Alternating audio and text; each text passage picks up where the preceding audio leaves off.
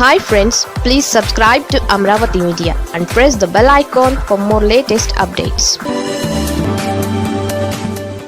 వెంకయ్య నాయుడులో ఈ యాంగిల్ కూడా ఉందా? రాజకీయ నాయకులు మాత్రమే కాదు, అనేక రంగాలకు చెందిన ప్రముఖులకు ఒక దశకు చేరుకున్న తరువాత నిజాయితీగా బతకాలని అనిపిస్తుంది. వృద్ధ నారి పతివ్రత అనే సామెత కూడా ఇలాంటి వారిని చూసే పుట్టి ఉండొచ్చు. వృద్ధాప్యం వచ్చేసిన తరువాత తమ తమ రంగాలలో కెరియర్ అంటూ ఇంకేమీ మిగలలేదని అర్థమైన తరువాత వారికి నిజాలు మాత్రమే మాట్లాడాలని అనిపిస్తుంది.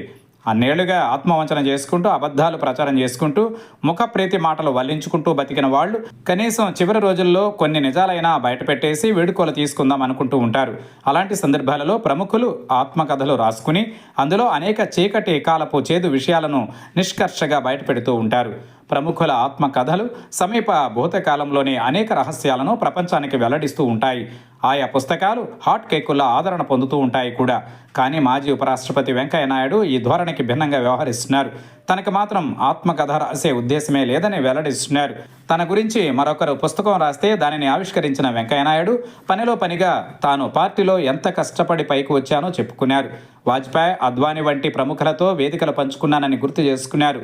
కానీ నేను ఆత్మకథ రాస్తే కొంతమంది రాజకీయ నాయకులు ఇబ్బంది పడతారని రాయలేదు. కానీ కొన్ని విషయాలు అక్షరబద్ధం చేస్తే యువతకు దిక్సూచిగా ఉంటుందని భావించా అని సెలవిచ్చారు.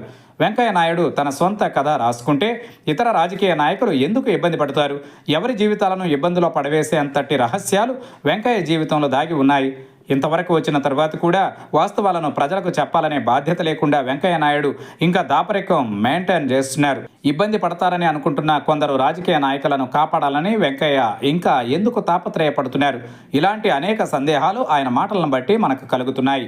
ఒకవైపు అద్వానీతో కలిసి వేదికను పంచుకున్నానని ఆయన మహానాయకుడని అంటూనే 2014లో అద్వానీని కాదని మోడీని ప్రధానిగా చేయాలని ప్రతిపాదించింది తానేనని వెంకయ్య చెప్పుకున్నారు. బీజేపీలో ఉక్కు మనిషిగా పేరున్న అద్వానీకి ప్రధాని యోగం లేకుండా చేసింది ఎవరా అని ఆ పార్టీలోనే పలువురికి సందేహాలు ఉండేవి. వెంకయ్య ఇవాళ ఆ పని తనదేనని బాధ్యత తీసుకుని సందేహాలు నివృత్తి చేశారు. కాకపోతే అద్వానీకి చెక్ పెట్టిన ఘనతలో రామోజీరావుకు కూడా వాటా ఇచ్చారు. కానీ ఆయన ఇంకా వేరే నాయకులను కాపాడడానికి సీక్రెట్స్ చెప్పకుండా మెయింటైన్ చేస్తున్నారా, లేదా ఆత్మకథ రాయను అంటూనే రాస్తే మీ బండారం బయటపెడతా అని ఇండైరెక్ట్గా పలువురికి హెచ్చరికలు చేయాలనుకుంటున్నారా అనేది బోధపడడం లేదు.